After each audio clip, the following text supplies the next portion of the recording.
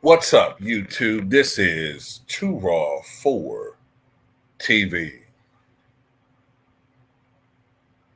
All right, so before I get into his video, shout out to the great Joe Bud for donating to the channel via the PayPal. Long time subscriber, long time, man. This guy been subscribed since I think 2015.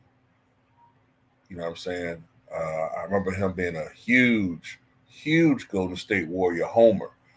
I think he's evolved over the years. I think he was real young back then, a little bit older now, a little wiser. But he's always rocked with me, man. So I appreciate him, man. We don't always agree, but he's always been a subscriber, man. You know what I'm saying? And I salute him, man. I respect him. So salute to you for showing love, man. So, in case you missed it last night, yesterday was the opening night of the Democratic National Convention, which is being held in Chicago, Illinois. Now, you may remember last month, well, a month ago now, the Republicans had their convention in Milwaukee. So the same geographical area. And I've told you how important the Midwest is in this election. Now, Illinois in itself is not a swing state. That's assuredly is going to go Democratic. But in that vicinity, it's a stone's throw away from Wisconsin. Wisconsin is going to be an incredibly important state, as will be Michigan.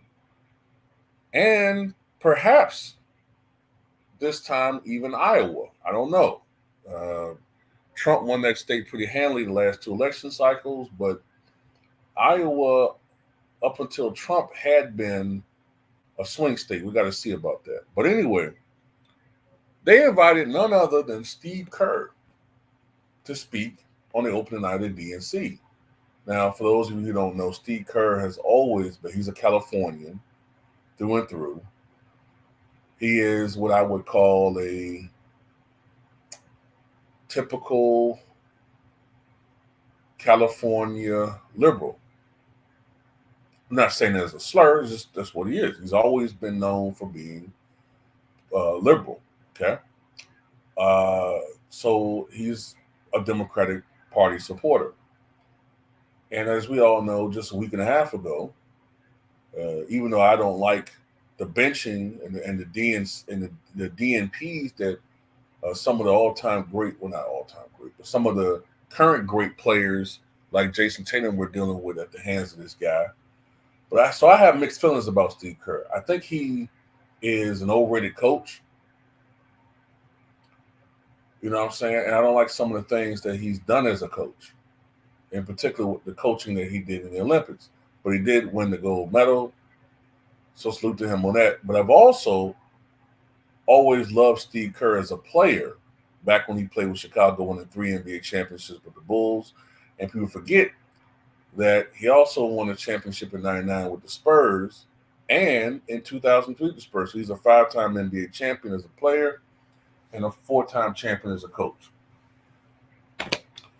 But he was invited to speak. It makes sense. He played for Chicago back in the '90s.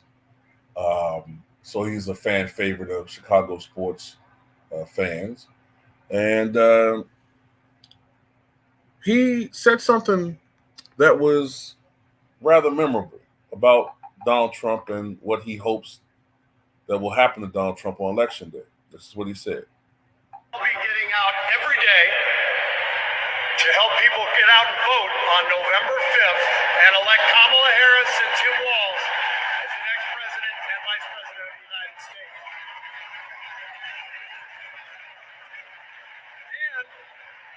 And after the results are tallied that night, we can, in the words of the great Steph Curry, we can tell Donald Trump, night, night, be getting out every day. Yeah, so he did the Steph Curry night move on Donald Trump, saying that he thinks that after the election, that the votes are being counted, Donald Trump's dreams of reoccupying the White House are going to go night night. Look, I'm not a Kamala Harris supporter. You guys know that. I'm not a Donald Trump supporter. I don't have a problem with Steve Kerr speaking about politics. The only thing that I'm going to say on here, and he did allude to the shut up and dribble stuff. He said something about, I know people are going to say that I need to just shut up and whistle. But they're not going to come at Steve Kerr like that because he's the wrong complexion, you know? See, he doesn't trigger those guys like that. See, had this been, say, if this had been Doc Rivers, not only would he have triggered the right, but you would have had so many Negroes on YouTube. Oh, Doc Rivers needs to shut up, man. You know what I'm saying? You're a coach, man. We're going to talk politics, man. He's a Democratic shield. He's a sellout. He's a sellout for the, you know the usual spiel that would have came out there. Look, my thing is this. I just want people who tolerate what a Steve Kerr is saying, even if you disagree with his politics, to do the same thing with athletes. Now, I do understand there's some athletes who be speaking and don't know what they're talking about. Okay? Or they're just doing it because of whatever perks they can receive. Okay? Or they're doing it because they think it's the cool, fashionable thing. They're really not passionate about politics. But my thing is, if an athlete is political, but they follow politics, they have a passion for it, and they feel like, or they have this time, they feel like something is going on where they got to feel like they have to take a side, they have to take a stance. They have a right to do so. Just because you play sports or involved with sports don't make you a dumb job. That's one of my pet peeves. I hate when somebody get on here and tell me, I don't know what I'm talking about. I need to just talk sports. Because then I think you're coming from a place of stereotypical vitriol. You know what I'm saying? So at the end of the day, even though I don't agree with Steve Kerr's politics, I think he has a right to say what he wants to. He has a right to say what he wants to say. I ain't got a problem with it. But I guess I would be surprised if a Laura Ingraham come out and tell him to shut up and whistle. They're not going to do it because, like I said, number one, people like Laura Ingraham and others on the right, when they see an athlete who have a certain complexion, they automatically assume that they're a Democrat, and they always automatically assume that the person is uneducated because they're projecting their own biases onto that person, and so therefore they tell them to shut up and dribble. You know what I'm saying? So yeah, that's how I feel about it. Absolutely, I don't really care if Steve Kerr got on there, and it's not going to sway my vote or sway my opinion one way or the other. But hey, if you want to go out there and say what you got to say, that's fine. But then again, that's why I never did a video, going in on what's the old girl? What's her name? The chick, the Amber Rose. I didn't go in on her. I know why the Republicans did that, because she has 23 million followers on her social media. If she want to be a Trump supporter, that's her. You know what I'm saying? I don't know. Like I don't know, man. Maybe I'm just wired differently from some people when it comes to these things. Like, and plus, isn't Amber Rose like biracial anyway? So, okay, so she's a sellout for going for Trump, but ain't she half white anyway? I just don't understand. Like some people, I'm just not following logic with some people.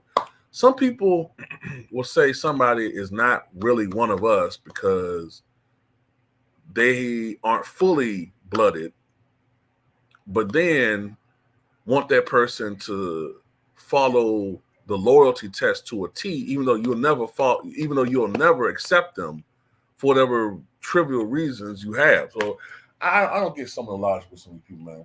Whatever the case may be, It's a free country. You can support whoever you want to support.